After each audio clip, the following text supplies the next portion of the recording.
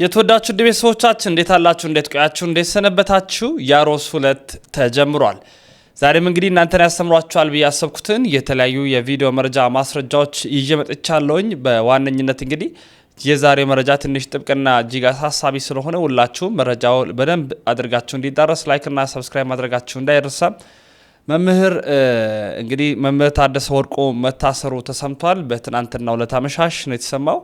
በድንገት ነው የታሰረው። ምክንያቱ ደግሞ እስካሁን አልታወቀም፣ እየተጣራ ይገኛል። እንደምናስታውሰው የቅዱስ ሲኖዶስ ምልአተ ጉባኤ ላይ እንገኛለን። መምህር ታደሰ ወርቁ የመታሰሩ ዜና ከመሰማቱ በፊት እንግዲህ በጣም በሰሞኑ ሲያጋራቸው ከነበሩ ቪዲዮዎች መካከል የታደሰ መናፍቃን እንቅስቃሴን ያጋለጡበት መንገድ ነው፣ በቋንቋ ኢንሽ ሚዲያ ማለት ነው። አሁን እንግዲህ መምህር ታደሰ ታስሯል።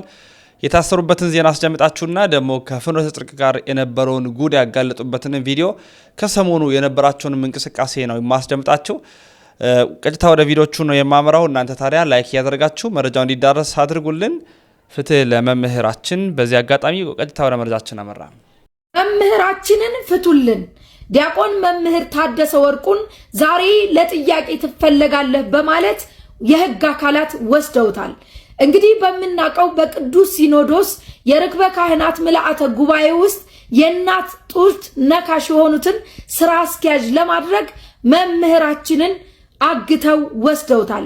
ስለዚህ መምህራችን ታደሰ ወርቁን ፍቱልን እንላለን። እጅግ የሚያሳዝን ነው። መምህር ታደሰ ወርቁ ታስሯል። ያው ታስሯል የሚለውን ዜና ለመንገር ወይም ፍትህ ለመጠየቅ አልመጣውም። እያሰሩ መፍታት ብሔራዊ ልማድ መሆኑ እንግዲህ የታወቀ ነው። እያሰሩ መግደል እስኪጀመር ድረስ ያው ይሄ ብርቅ ድንቃችን አይደለም። ነገር ግን መምህር ታደሰ ወርቁ ለምንድነው የታሰረው የሚለውን ግን መናገር እፈልጋለሁ። ያው በጣም ብዙዎች ሲሰጡት እንደነበረው ትንታሬ የመጀመሪያው ጉዳይ መምህር ታደሰ ወርቁ ትንታግ ነው። በቤተ ክርስቲያናዊ ጉዳይ ላይ ፈጽሞ ድርድር የሚባል ነገር የማያውቅ ለቅድስት ቤተ ክርስቲያንና ለአባቶቹ እጅግ በጣም ቅርብ በመሆን በተለያዩ አስተዳደራዊ ጉዳዮች ላይ ሙያዊ የሆነ ቀና አስተዋጽኦን የሚያደርግ ታላቅ መምህር ነው። የልብ ምት ነው። ስለዚህ ሁለት ጉዳዮች ላይ ቀጥተኛ ተሳትፎ እንዳያደርግ በማሰብ ነው እንግዲህ እንዲታሰር የሆነው።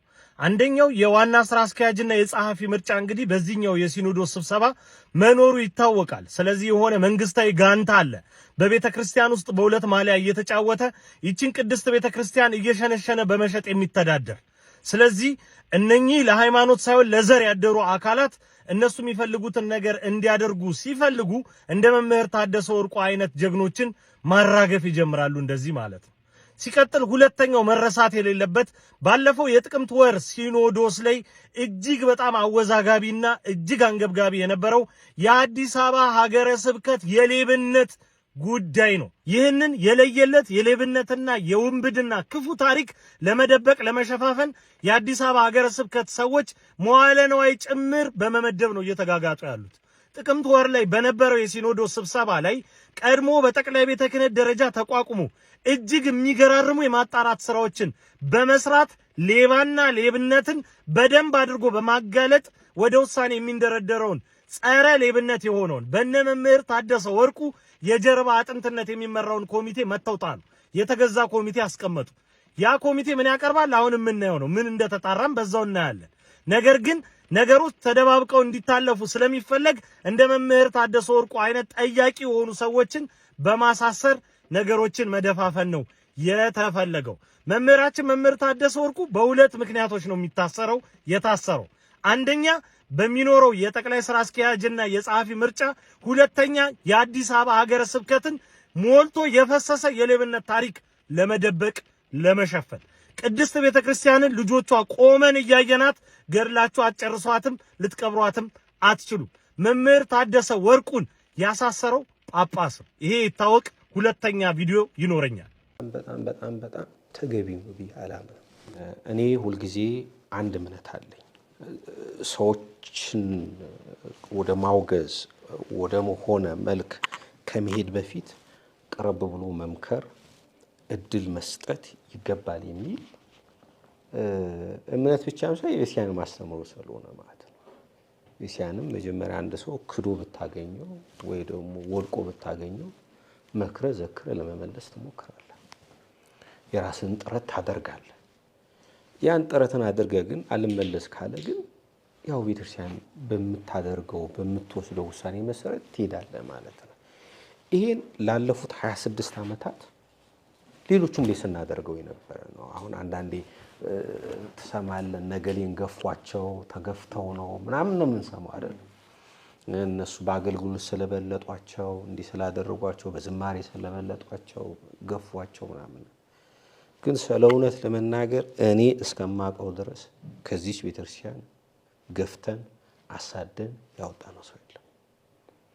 እንኳን አይደለም ከፕሮቴስታንታዊ ተሐድሶቹ አድራሽ ፈረሶች ይቅርና ከዋናዎቹ የፕሮቴስታንታዊ ተሐድሶች ጋር በርካታ ድርድሮችን በርካታ ውይይቶችን አድርገናል ለመመለስ ማለት ነው። ከዛ በኋላ ነው አቋም የምትወስደው ማለት ነው።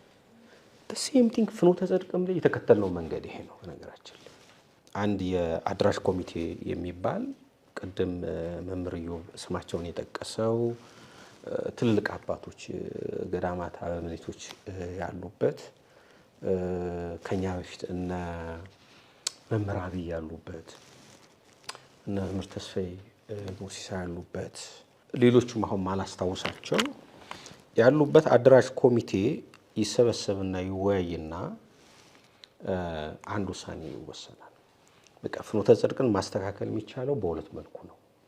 አንዱ በቃ ወደ ቤተክርስቲያኒቷ መዋቅር መልሶ ኦርቶዶክሳዊ መሰረተ እምነትን ስርዓት አምልኮን ትውፊትን ጠብቆ እንዲንቀሳቀስ የሚያስችል ህጋዊ ማዕቀፍ ማዘጋጀት ነው።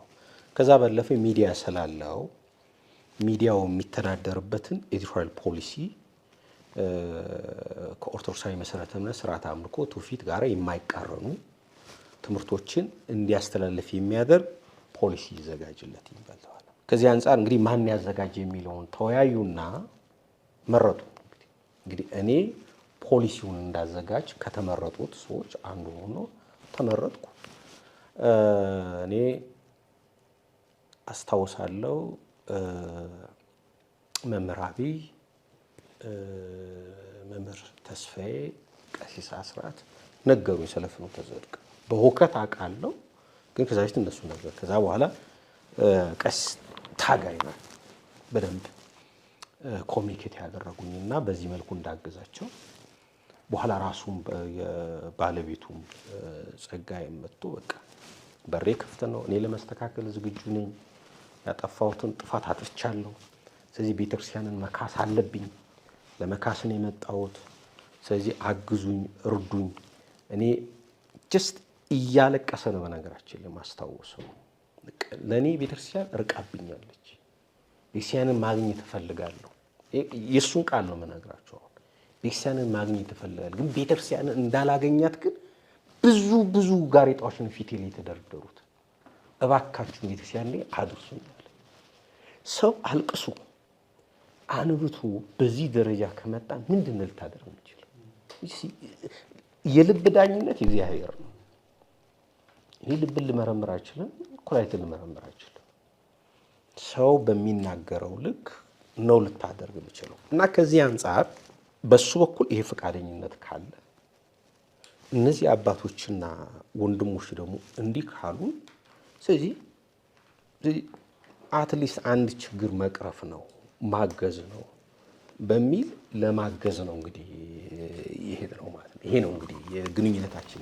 እንግዲህ መምህራችን ታስረዋል። ከሰሞኑ የነበራቸው እንቅስቃሴ ደግሞ እንዳደመጥነው የዚህ ከፍኖተ ጽድቅ ጋር የነበረውን አጠቃላይ ሴራቸውን ሲጋለጥ የነበረውን ጉድ በሙሉ ነው ሲዘከዝኩ የነበሩት ወይም ሲያወጡ የነበሩት። ይሄንን በሚሰሩበት ሰዓት ደግሞ የቅዱስ ሲኖዶስ ምልዓተ ጉባኤ ተጀምሮ ነበረ እንደምናስታውሰው።